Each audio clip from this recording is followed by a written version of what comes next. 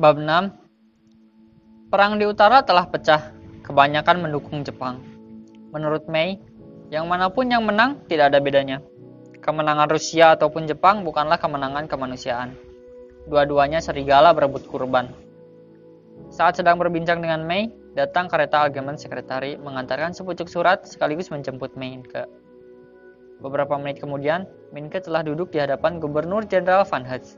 Orang nomor satu di Hindia itu meminta pendapat Minke sebagai terpelajar pribumi dalam menanggapi kemenangan Jepang, serta apa yang diharapkan dan diusahakan oleh terpelajar pribumi dari dan untuk zaman kemajuan ini. Pertanyaan itu membuat Minke kikuk. Van Hees tak memaksa menjawabnya sekarang. Mungkin Minke bisa menjawabnya melalui sebuah artikel yang bagus. Pertemuan itu selesai tidak lebih dari 1/4 jam. Gubernur Jenderal menghadiahkan Minke buku-buku multatuli. Ketika sampai di Kuitang, Mei tak ada. Ia izin pergi pada Ibu Badrun dan akan kembali tengah malam. Itulah pertama kali istri Minke itu keluar malam. Minke masuk kamar, bergolek-golek, gelisah. Cemburu datang mengamuk. Minke yakinkan Mei takkan berbuat yang bukan-bukan. Wanita sebaik dan sedingin itu. Tapi cemburu punya hukumnya sendiri. Biar begitu, lama-kelamaan Minke tertidur. Pada jam 3 pagi Minke terbangun. Dalam kegelapan, Mei naik ke ranjang. Nampak ia terkejut ada seseorang tidur di ranjangnya. Minke tanyakan kemana ia pergi. Mei tak ingin menjawab. Sadarlah Minke tengah berhadapan dengan seorang wanita yang menyerahkan diri pada angan-angan kelompok. Dia risaukan sesuatu yang abstrak, nasib nusa dan bangsanya. Minke naik ke atas ranjang tanpa bicara. Tiba-tiba Mei memeluknya, memohon ampun pada suaminya. Jika bukan yang berdarah Tionghoa, siapa yang harus bekerja bagi negeri itu? Kesah Mei. Mulai hari itu Minke tahu, Mei akan lebih setia pada negerinya dan Minke tak mungkin menyertainya. Sejak pagi itu mereka tahu, perkawinan mereka telah memasuki babak awal dari akhirnya. Mei akan hilang dalam sorongan semangat untuk memenangkan perjuangan angkatan muda bangsanya. Di sekolah, kabar tentang undangan dari Gubernur Jenderal kembali menimbulkan goncang. Tuan Direktur bersemangat dan ingin membantu menyempurnakan jawaban Minke dengan mengumpulkan pendapat tertulis dari para siswa. Minke setuju. Ia juga minta izin untuk menginap di luar asrama selama seminggu. Tuan Direktur mengizinkan. Minke pulang ke Kuitang, didapat Mei sedang menulis untuk disebarkan di organisasinya. Setelah itu ia berbedak dan bersisir kemudian pergi. Ibu Badrun bersimpati pada Minke, namun Minke bilang ia mengizinkan apa yang dikerjakan istrinya. Jam 12 malam Minke masih membacai pendapat para siswa. Tidak ada yang menarik. Tiba-tiba kedua belah tangan Mei disilangkan di depan dadanya. Tangannya terasa dingin. Minke mengkhawatirkan kesehatan Mei yang terlihat semakin menurun. Malam itu Mei melarang Minke cemburu dengan berdalih, dan Minke tidak suka caranya bicara. Jam 2 malam Minke pulang dari kantor koran lelang langsung ke Kuitang. Di jalan ia melihat 2 orang berjalan dengan celana pangsi hitam. Kedua orang itu terpisah. Salah satunya masuk ke gang yang akan dimasuki Minke. Ternyata itu adalah istrinya. Kembali Mei melarang Minke untuk cemburu. Malam berikutnya Mei tidak pulang sama sekali. Saat Minke keluar dari kantor koran lelang, ia melihat sekelebat Mei dan mengikutinya. Mei berpapasan dengan seorang lain yang lebih tinggi dan kukuh. Kemudian mereka memasuki sebuah restoran. Minke mengikuti. Istrinya bersama seorang Tionghoa lain nampak berbincang, tertawa dan mengerling. Sebuah tangan seolah meremas hati Minke. Dari kejauhan, Mei terlihat sangat cantik. Di sampingnya seorang lelaki gagah bertubuh kuat. Setelah selesai makan, Mei menolak makanannya dibayari oleh pria itu. Dia tetap bersikap sebagai istri yang setia. Mereka keluar. Buru-buru Minke bayar pesanan yang tidak dijamahnya lalu mengikuti. Terlihat oleh Minke mereka berjalan sejajar. Pria itu menarik tangan Mei namun Mei menyingkirkan tangan itu. Kedua orang itu menghilang dalam-dalam. Minke tak dapat mengikuti. Hatinya bertanya-tanya apakah ia cemburu dan sampai kapan Mei mau bertahan.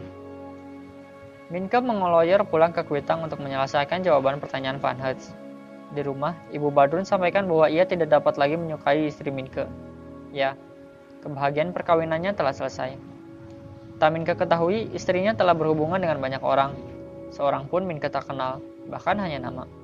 Minke sudah kehilangan harapan, maka ia pulang ke asrama dan tak datang lagi ke Kuitang. Jika Mei ingin bertemu dengan Minke, maka ia akan datang ke kantor koran lelang.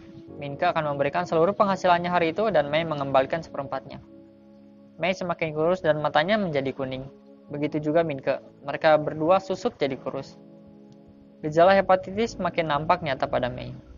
Entah berapa lelaki telah menyentuh Mei tanpa seizin dan sepengetahuan Minke. Tak mungkin ini tidak terjadi. Pernah terpikir oleh Minke untuk menghentikan uang belanjanya, namun itu bukan perbuatan seorang yang terpelajar. Seminggu Mei tak muncul. Ia telah roboh. Sekarang, ia membutuhkan Minke. Dengan berjalan lambat, Minke pergi ke Kuitang. Mei tergeletak di ranjang. Hampir seluruh kulitnya berwarna kuning. Minke peluk istrinya itu. Mei menangis. Penyakitnya sudah parah dan akan mengantarkannya ke liang kubur. Ilmu kedokteran dan dunia belum mampu menyelamatkannya. Mei kira Minke sudah tidak akan sudi melihatnya. Tentu saja Minke tidak akan berbuat seperti itu. Ibu Badrun nampak sudah tak acuh terhadap Mei. Mei tak ingin dibawa ke rumah sakit. Ia ingin diobati oleh Minke. Mungkin ia ingin melihat Minke menjadi dokter. Dan itulah permintaan terakhirnya. 2 bulan Mei tergeletak di rumah sakit. Ia bersedia asal Minke sendiri yang menungguinya. Minke merawatnya seizin Tuan Direktur. Pelajarannya telah tercecer tak tersusul lagi, terutama praktek. Mei hanya menjadi semakin lemah, suaranya makin lamban dan perlahan. Pada jam 3 pagi waktu Minke duduk di kursi di hadapannya, Mei menggerakkan bibir. Suaranya sangat lemah. Minke pegang tangannya yang telah kehilangan daging itu. Mei meninggal tanpa meninggalkan kata.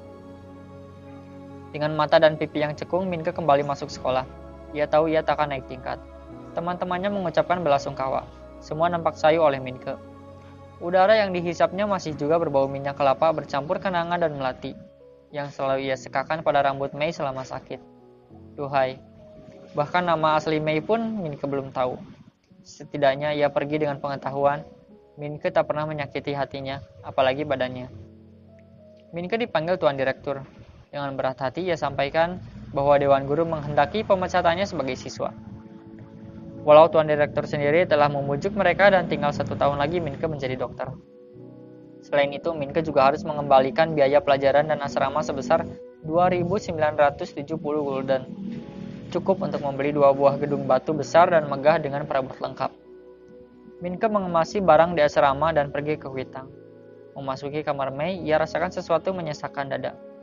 Teringat mendiang istrinya. Minke merasa hidupnya sepi. Hampir 5 tahun perkawinan, sesungguhnya Mei wanita yang patut dicintai. Pada minggu kedua berkabung datang Bunda. Ia peluk anak lelakinya yang bernasib malang itu. 2 kali menikah, 2 kali ditinggalkan. Bunda mendesaknya untuk pulang. Minke menolak. Ia akan bangun kembali dirinya yang runtuh di sini.